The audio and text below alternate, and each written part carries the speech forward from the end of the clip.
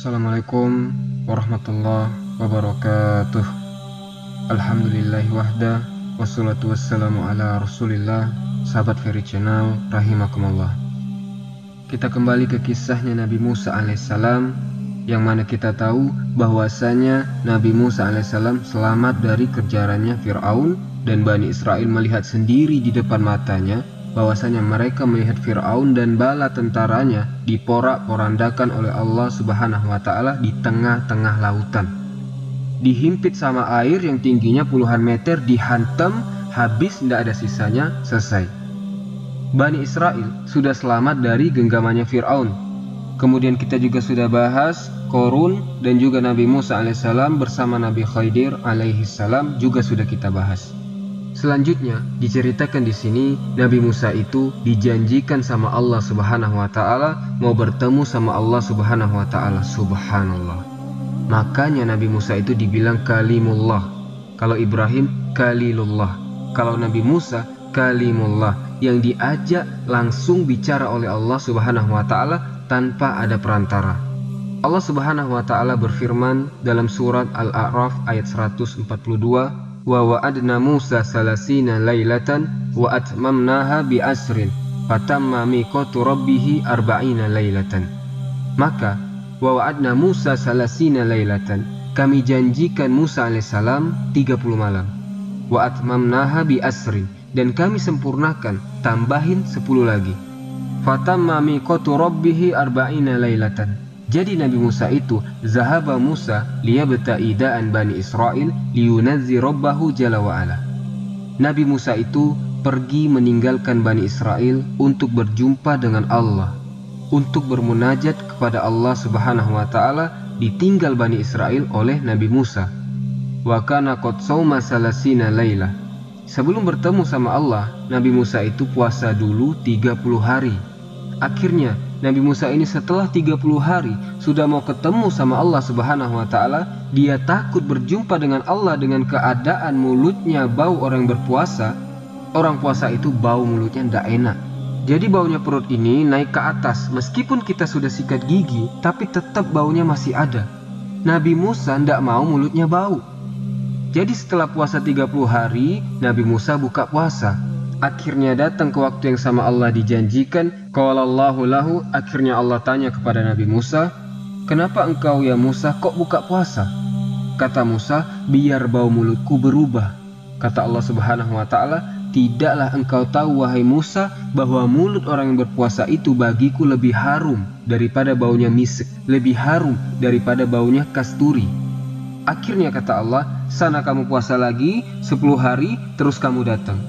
Wa atmamnaha bi asrin, kami genapkan, tambahkan 10 hari lagi. Fatamma miqatu rabbih, akhirnya semuanya itu berjumlah arba'ina laila, jadi 40 hari. Walamma arada ayakhruja tarka akhahu Harun alaihissalam. Saat Nabi Musa mau berangkat, ditinggalkan Nabi Harun untuk jaga Bani Israel. Bani Israel ini tidak bisa ditinggal teman-teman. Kalau ditinggal, lihat orang nyembah pohon, dia mau sembah pohon juga. Padahal Nabi Musa ada itu di sebelahnya. Gimana kalau ditinggal? Jadi Nabi Musa itu tahu dititip ke Harun. Karena juga disebutkan bahwasanya Nabi Musa itu adalah sohibul risalah. Yang rasulnya itu Nabi Musa, Harunnya bukan rasul. Jadi Nabi Harun itu ikut dengan syariatnya Musa alaihissalam. Dan juga Nabi Musa adalah ulul azmi minar rasul. Akhirnya Nabi Musa bilang ke Nabi Harun, ukhlufni fi qaumi wa asli wa la tattabi sabilal mufsidin. Jaga, gantikan ana bagi kaum ana, kamu jaga di sini, wa la tattabi sabilal mufsidin, dan jangan sampai ikut-ikut jalan orang-orang yang rusak. Akhirnya berangkat Nabi Musa alaihissalam. Walamma jaa Musa limiqatina wa kalamahu rabbuhu. Saat Musa datang ke tempat dan waktu yang ditentukan dan mulai ngobrol sama Allah, berbicara dengan Allah Subhanahu wa Ta'ala, ngomong Musa, qala rabbi arini anzur ilaik. Ya Allah, ana pengen lihat engkau ya Allah, kasih lihat ya Allah. Disuruh buka hijabnya sama Nabi Musa alaihissalam. Selama ini cuma turun wahyu, cuma dengar suaranya. Ana pengen lihat ya Allah. Berkata para ahli ilmu teman-teman, saat dia mendengar apa yang dia dengar dari Allah Subhanahu wa Ta'ala, dia ingin hijabnya itu dibuka. Ngobrol sama orang di balik hijab itu ndak enak, teman-teman. Contoh, antum di sini, satunya di sana, ngomong di balik hijab ndak enak. Nabi Musa pengen lihat. Robbi arini anzur ilaik. Ya Allah, ana pengen lihat ya Allah. Dijawab sama Allah Subhanahu wa Ta'ala, qala lan taroni. Kata Allah Subhanahu wa Ta'ala, ndak bisa, engkau ndak bisa lihat aku sekarang. La tastati antaroni, ndak bisa kau lihat aku sekarang. Allah ngasih Musa itu kekuatan, tetapi ada batasnya. Tapi kekuatan yang Allah berikan kita di dunia ini belum bisa kita gunakan untuk melihat Allah Subhanahu wa Ta'ala. Sebagaimana yang dikhabarkan oleh Rasulullah SAW, hijabuhun nur. Saat Rasulullah berjumpa dengan Allah, kata Rasulullah SAW, hijabuhun nur. Hijabnya itu adalah cahaya. Sesungguhnya kalau dibuka sama Allah hijabnya, niscaya wajah Allah akan membakar semua makhluk yang dilihat Allah. Tidak mampu dilihat, teman-teman.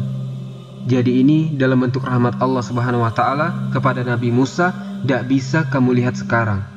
Walakin unzur ilal jabal. Tapi kamu tunggu dulu, kalau kamu tidak percaya, lihat ke gunung ini. Fa in istaqara makanahu fasawfa taroni. Kalau gunungnya masih tetap ada di situ, maka kamu bisa melihatku, kata Allah Subhanahu wa Ta'ala. Falamma tajalla rabbuhu lil jabali ja'alahu dakka. Saat Allah buka hijabnya ke gunung, gunung sama Allah dikasih lihat, hancur gunungnya, teman-teman. Jadi debu. Gunung yang kokoh, batu yang kuat, sekian detik hancur, habis. Wa khara Musa sa'iqa. Akhirnya ada yang bilang, para ahli tafsir, Nabi Musa langsung bersujud kepada Allah. Ada juga yang bilang, lihat gunung jadi debu, hitungan detik pingsan Nabi Musa. Betapa dahsyatnya, teman-teman sekalian. Nabi Musa pingsan ngelihat gunung hancur dalam hitungan detik. Dan Allah Subhanahu wa Ta'ala mengatakan, falamma afaqa qala subhanaka tubtu ilaik.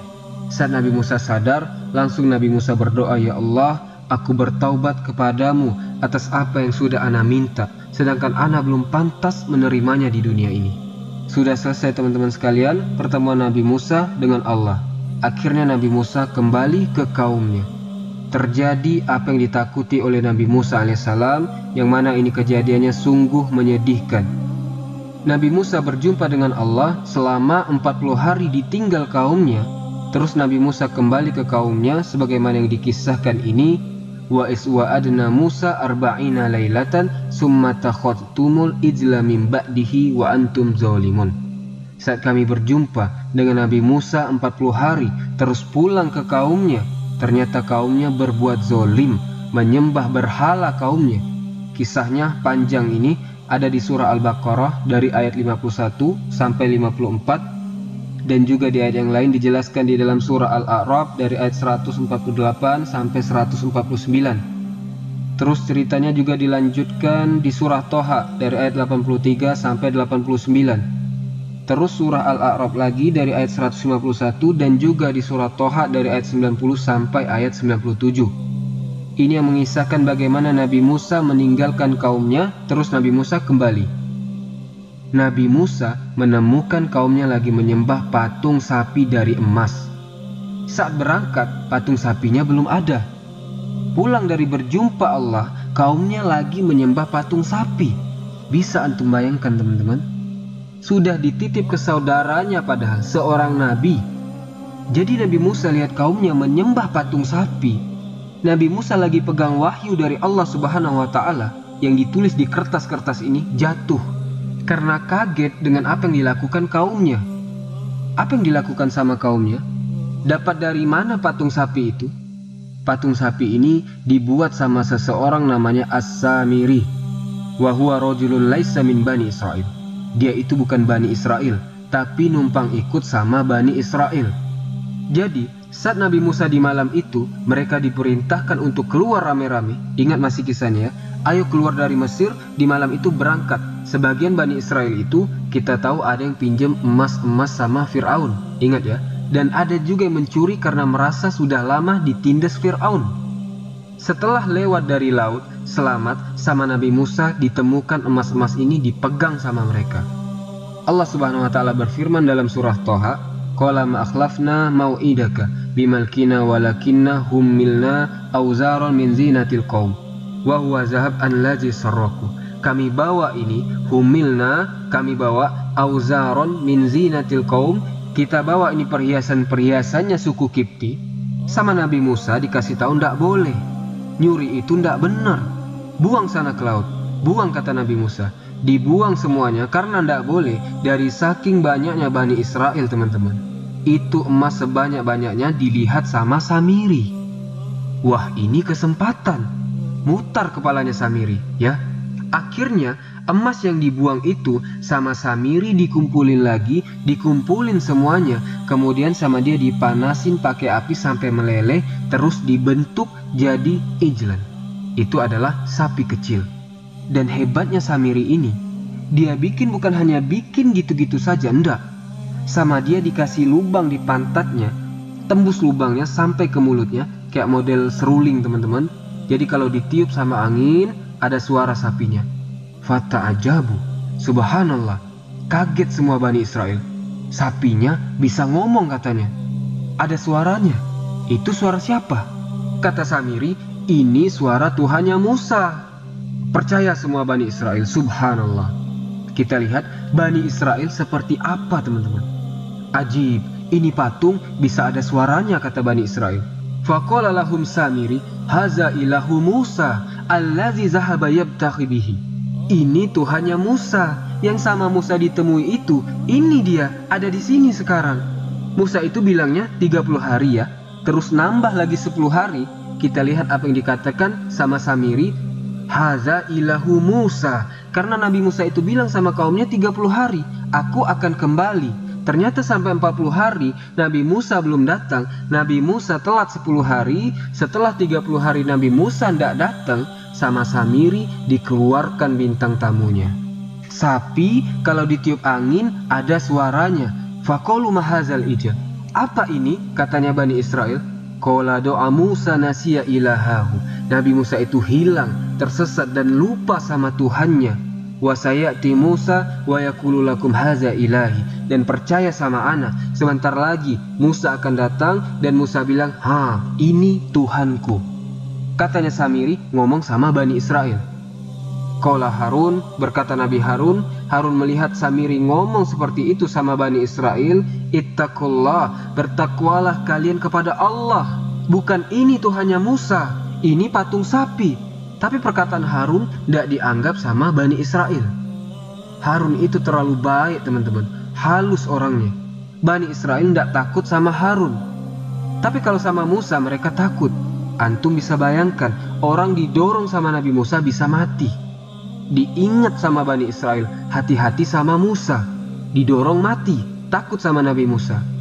Karena Nabi Musa tegas. Istana Fir'aun saja diketok, didatangi sama Nabi Musa. Dan Bani Israel tahu itu. Nabi Musa ini kuat, tegas, tidak berani mereka. Akhirnya, terus mereka Bani Israel ini ibadah sama si patung sapi ini selama 10 hari. Wallahu jalla wa ala qala li Musa. Akhirnya Nabi Musa alaihissalam dikasih tahu sama Allah bahwasanya kaummu itu setelah kamu pergi mereka menyembah patung sapi. Wal an irji ilaihim tajiduhum yabuduna ijl. Sana segera kamu pulang, kamu pasti temui mereka sedang menyembah berhala, yaitu patung sapi. Qala fa inna qad fatanna qaumaka. Kata Allah Subhanahu wa taala, kami beri fitnah kaummu, qaumaka min ba'dika, setelah kepergianmu. Wa adallahumus Samiri, dan mereka disesatkan oleh Samiri.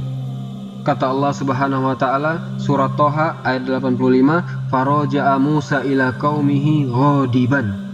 Bisa antum bayangkan, teman-teman, gimana hatinya Nabi Musa. Ini tidak ditinggal mati. Pamit cuma sebentar, balik lagi nanti berantakan semuanya. Ghadbana asifah. Sudah ghadban asifah.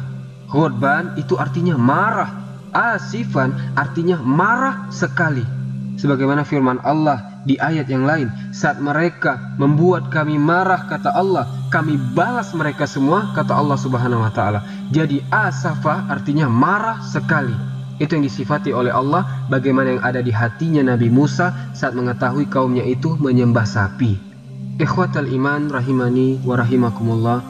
Saat sampai Nabi Musa ke tempat tinggalnya Bani Israel itu, betul dia lihat Bani Israel lagi mengelilingi sapi, lagi menyembah berhala tersebut.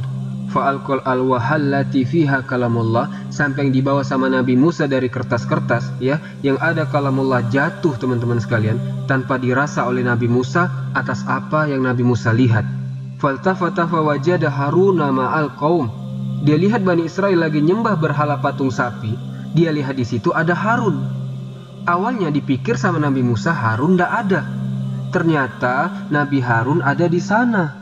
Faqala aina anta ya Harun, man haza? Apa ini wahai Harun? Ana titip sama kamu kok begini jadinya. Wa akhoza bi ra'si akhihi yajurruhu ilaihi. Dipegang sama Nabi Musa jenggotnya, ditarik dari saking geramnya Nabi Musa, dari saking marahnya, minal ghadab. Gimana kok bisa mereka sampai nyembah berhala begini? Bingung teman-teman Nabi Musa. Ghadbana asifah, marah sekali.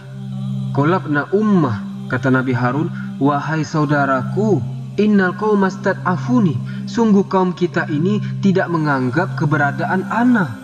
Wa kadu yaqtulunani fala tusmit biyal a'da, tolong mereka ini juga hampir membunuh ana, katanya Nabi Harun. Jangan engkau jadikan aku sebagai orang-orang yang zalim. Akhirnya dimaafkan sama Nabi Musa, wa zahaba ila qaumihi, dan disamperin kaumnya. Ditanya sama Nabi Musa, kenapa kalian ini nyembah berhala, kata Nabi Musa, nyembah sapi. Apakah kalian semua ini buru-buru pengen diazab sama Allah Subhanahu wa Ta'ala? Apakah kalian mau sama Allah Subhanahu wa Ta'ala menurunkan azab kepada kalian sebagaimana Fir'aun dan umat-umat terdahulu diazab oleh Allah Subhanahu wa Ta'ala? Apakah kalian terlalu lama aku tinggal, kata Nabi Musa? Apakah kalian memang mencari kemarahan Allah Subhanahu wa Ta'ala sehingga kalian menyelisihi apa yang selama ini kita ajarkan? Qalu ma akhlafna mau'idaka bimalkina. Kami ini, kata mereka, melakukan ini bukan kemauan kami. Kami ini begini disuruh sama Samiri. Nahnu alqoina zihna, kami sudah buang emas-emas tersebut yang kami curi. Lalu kami lihat emas-emas ini berubah jadi sapi. Katanya Samiri, kamu itu lupa sama Tuhanmu. Janjinya 30 hari, kelewatan sampai 10 hari, tersesat, lupa Tuhannya ada di sini, katanya begitu. Dan katanya Samiri, ini Tuhannya, ditinggal sama kamu ada di sini, karena itu kami sembah. Subhanallah. Kok kayaknya ceritanya itu pas. Ceritanya Samiri ini masuk akal, katanya mereka. Wa qalu innahu Samiri. Ini kerjaannya Samiri. Sekarang Samiri yang dituding sama mereka. Kenapa kok kamu suruh sembah? Semuanya nunjuk ke Samiri. Akhirnya didatangkan Samiri ke Nabi Musa. Ma'amruka, gimana? Kata Nabi Musa. Apa maksudnya patung ini? Akhirnya ceritalah si Samiri ini. Basurtu bima lam yabsuru bihi. Aku melihat sesuatu yang tidak dilihat sama yang lain. Faqabattu qabdatan min asasi rasuli fanabattuha fakazalika sawalat li nafsi. Jadi diceritakan oleh Samiri, aku melihat sesuatu yang tidak dilihat dengan yang lain. Apa itu? Berkata para ahli ilmu teman-teman sekalian, saat Nabi Musa alaihissalam itu sudah nyebrang laut. Karena lihat Fir'aun mau masuk, mau ngejar, mau dipukul tongkatnya biar ndak usah dikejar sama Fir'aun. Tapi Samiri lihat ada yang ngasih tahu Musa di sebelahnya Musa. Jangan dulu, biar masuk dulu menyampaikan wahyu dari Allah Subhanahu wa Ta'ala. Akhirnya ndak dipukul sama Nabi Musa. Nah ini bukan orang sembarangan, kata Samiri. Ini bukan orang bagian dari kita. Kok didengerin sama Nabi Musa? Dia curiga nih Samiri. Pasti ini urusannya sama malaikat. Itu yang dikatakan sama Samiri. Lalu setelah selamat Nabi Musa dan ada Jibril di situ, di sini Samiri itu katanya memperhatikan sesuatu. Ini bukan manusia biasa. Meskipun Jibril alaihissalam pada waktu itu berbentuk manusia. Samiri mengatakan ini orang bisa ngasih tahu Musa, memerintahkan Musa, terus ditaati sama Musa. Ini bukan orang sembarangan. Itu yang ditangkap sama Samiri. Katanya Samiri, Jibril itu dibilang naik kuda.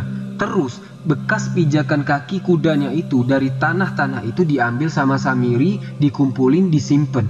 Bekas pijakannya malaikat. Kemudian itu sama Samiri dicampur sama emas-emas itu tadi, terutama di lubangnya dari duburnya sampai ke mulutnya, dilapisi sama lempung itu supaya seperti ada suara-suaranya. Itu yang dikatakan Samiri. Lalu kemudian wa kadzalika sawalat li nafsi. Jadi dia juga tertipu, teman-teman. Jadi dia ikut juga melakukan ini si Samiri karena hawa nafsunya dia. Salah dia berbuat demikian. Akhirnya sekarang Nabi Musa tahu apa kisah dibalik si patung sapi tersebut. Suara itu keluar dari lempung tanah yang diambil sama Samiri, yang dicampur sama emas itu tadi, akhirnya mengeluarkan suara. Wa qala lahu Musa, Samiri, atas apa yang telah engkau lakukan, engkau akan dihukum dengan hukuman khusus. Wa innalaka mau'idan lan tukhlafahu. Engkau akan dihukum sama Allah kelak di hari kiamat nanti. Dan di dunia juga ada hukumannya. Dan ini patung sapi mau ana bakar sampai hancur, kata Nabi Musa. Biar mereka tahu ini bukan Tuhan. Lanuharriqannahu summa lanansifannahu fil yami nasfa. Kami akan bakar, kami akan hancurkan ini, akan kami buang juga ini di laut. Akhirnya dibakar sama Nabi Musa, terus dibuang sama Nabi Musa, selesai masalah sapi, dan hukumannya adalah qala fazhab fa innalaka fil hayati an taqula la misas. Pergilah engkau wahai Samiri, asingkan dirimu, sungguh di kehidupan ini kamu tidak boleh bersentuhan dengan siapapun, tidak boleh berjumpa dengan siapapun. Kamu dihukum di dunia ini, diasingkan, dan kelak di akhirat engkau akan diazab oleh Allah Subhanahu wa taala. Selesai urusannya Samiri. Lalu teman-teman sekalian, ada kisah lagi yang sangat mencengangkan Nabi Musa alaihissalam. Lebih parah lagi dari sekedar nyembah sapi. Akan kita bahas di video berikutnya insyaallah. Subhanakallahumma wa bihamdika asyhadu an la ilaha illa anta astaghfiruka wa atubu ilaik. Wallahu taala a'lam. Assalamualaikum warahmatullahi wabarakatuh.